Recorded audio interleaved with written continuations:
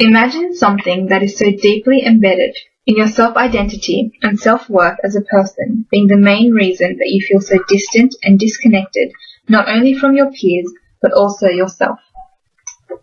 A gifted student feeling the need to hide their abilities would be essentially the same as telling someone like you or me to completely stop thinking for 10 seconds. Just try to completely make your mind blank for a few seconds. You see, it's not easy to not think. It's just not possible to shut off something that's been part of your identity for the entirety of your life.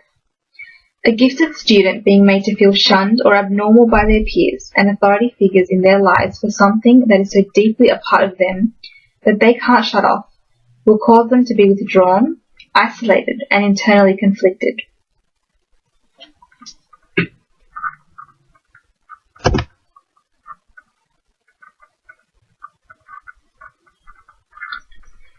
Equity is defined as all students having equal opportunity to realize their educational potential, irrespective of their individual, economic, or social circumstances, or their level of ability.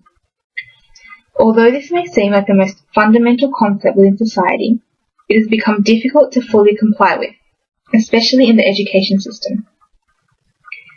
Equity should not only include the academically disadvantaged, but also the academically overly advantaged. Despite being on completely opposite ends of the academic spectrum, both come with their own hardships.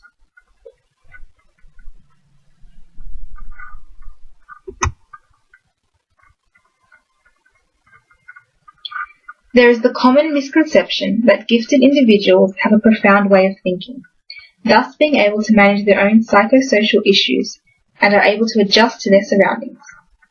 However, in reality, we see that gifted students are part of the majority that shows significant difficulty in adjusting to their environment. Due to these misconceptions, these issues are largely ignored, particularly in schools, where counselling and mentoring programs are widely available and attainable, yet seen as unnecessary for these students. However, these issues are in fact concerning and should be addressed not only by teachers, but also by peers and family to create an accepting environment. Objectives in New South Wales policy for gifted and talented students fails to mention explicit programs such as counselling and mentoring to monitor and ensure the psychological and social emotional well-being of these students. The policies do allude to these support networks by including developmentally appropriate programs, but due to a lack of specificity as to what these include, schools tend to neglect these widely available opportunities that are a great resource for students.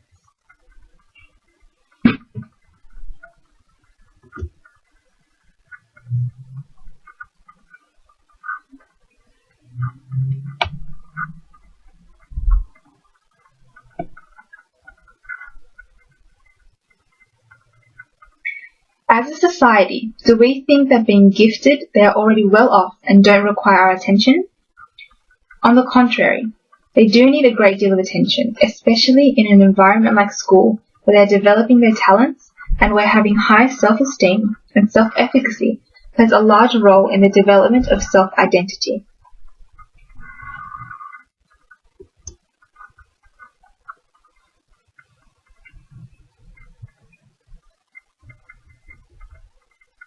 Maslow describes that in order to have a successful development, certain stages of needs must be obtained in order to achieve self-identity and actualization, where the student is able to feel content with themselves and their surroundings.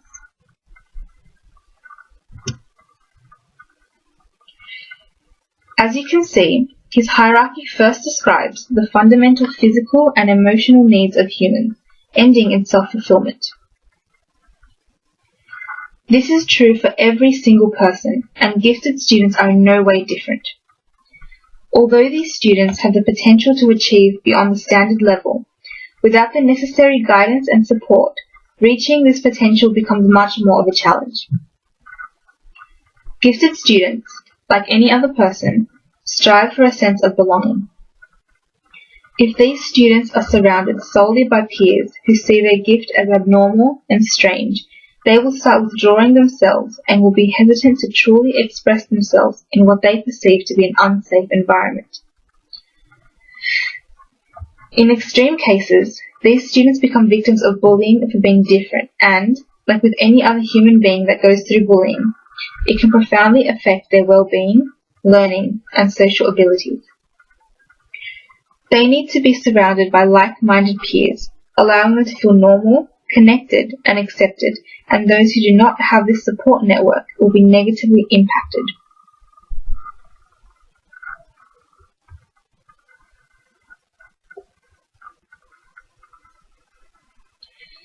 One of the major support networks which are readily available to all schools is counselling sessions. Despite this being a very fundamental form of support for students, it is not widely seen as necessary for gifted students and thus not always considered as an available option to them. Authority figures in schools don't often consider being gifted to be an issue or creating issues that need to be dealt with, discussed, and supported. There is also a stigma that counselling is for troubled students and looked down upon by certain people, and due to this view, many gifted students themselves are not willing to accept being part of this group, thus rejecting any possible support themselves. There are many repercussions that stem from bullying, neglect, etc. that comes with being a gifted student, and there are many visible signs that teachers should be aware of. These include isolating themselves, underachieving, becoming uninterested in schoolwork, rebelling, depression, and the list goes on. Although there is counselling provided for students, it is necessary for specific counselling to be set up for the gifted in order to meet their individual needs. Imagine needing a new pair of running shoes to run a marathon with. You walk into a shoe store to buy these, and end up walking out with a new pair of heels. Yes, both of these are footwear, in your size and comfortable, and yet wearing a pair of heels to a marathon race is pointless and a little painful. This would be exactly the same as sending a gifted student to talk to a counsellor that isn't aware of their position and isn't able to relate or fulfill their needs. It becomes redundant and isn't helping the situation. Counsellors that are specialised in dealing with the gifted are much more aware of the issues that they are likely to have, and thus are able to provide individual plans and proactive actions to target and prevent serious consequences. Having adequate counselling can provide a sense of normality to these students and give them back a sense of belonging, which is required to supply them with the opportunity to reach their full potential, which is every student's right. We need to think about developing programs which specifically target gifted students, meaning that we need to start retraining both teachers and counsellors in identifying what they need.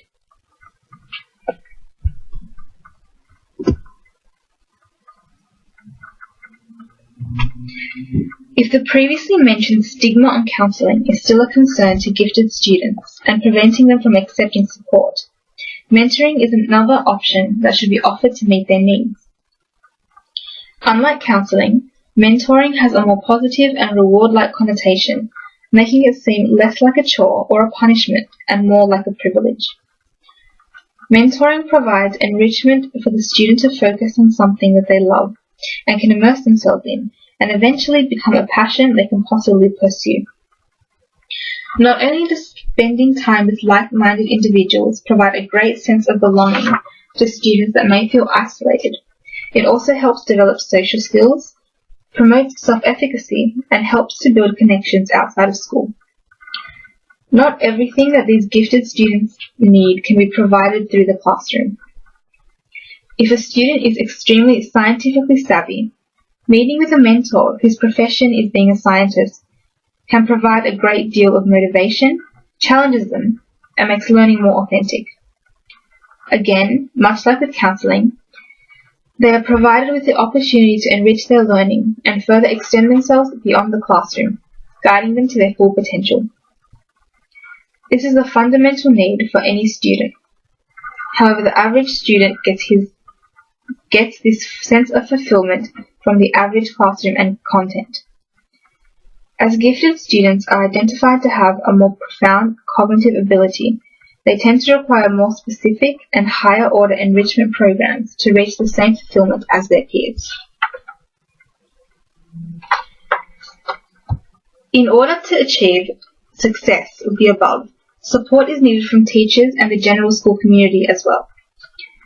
Regardless of the support from counselling and mentoring, it can be outweighed by negative attitudes from teachers and family, who are constantly around the students, much more than any counsellor or mentor is expected to be.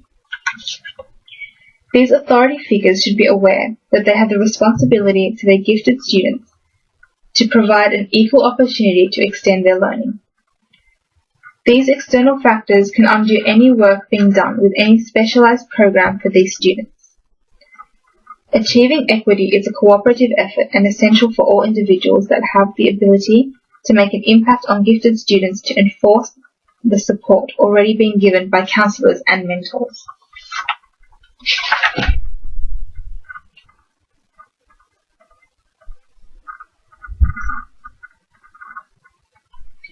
Although programs like these provide enrichment for the gifted, it is necessary to have dynamic and constant evaluation on these programs to have an effective result. This involves negotiating both programs in detail with the student, conferring on the student's progress, and making sure there is an achievable outcome. In order to achieve success with the above, support is needed from teachers and the general school community as well as family. Regardless of the support from counselling and mentoring, it can be outweighed by negative attitudes from teachers and family who are constantly around the students, much more than any counsellor or mentor is expected to be. These authority figures should be aware that they have the responsibility to their gifted students to provide an equal opportunity to extend their learning. These external factors can undo any work being done with any specialised program for these students. Both parents and teachers have the ability to become involved and encouraging when it comes to the support given to these gifted students. Being aware of the student's progress, as well as recurring issues and hurdles to overcome, can be a very valuable source of support and is something that is achievable by family, peers, and educators. Achieving equity is a cooperative effort and essential for all individuals that have the ability to make an impact on gifted students to enforce support already being given by counsellors and mentors.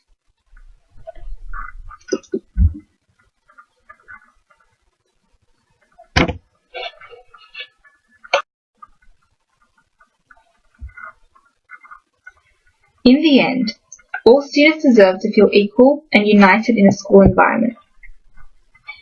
We are all of the misconception that gifted students have this profound ability which we think defines their capability to adjust to their environment and have a competency beyond that of other students and don't require support.